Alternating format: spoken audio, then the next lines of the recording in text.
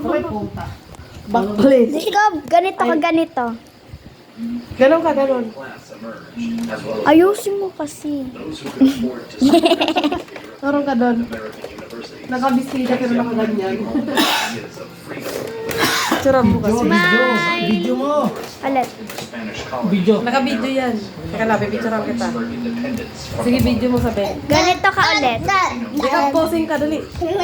Ganito ka, Jacob, oh. Ganon ka, ganon. A Filipino Ganun ka. national identity emerged, including both the descendants of Spanish colonists and the local indigenous peoples.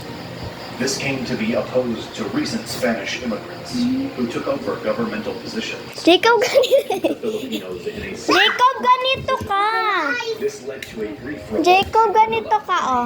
Jacob, ganito ka. by Ganon. mid-century. The demonstration Ma, pag ganon mo nga si... Ang cute.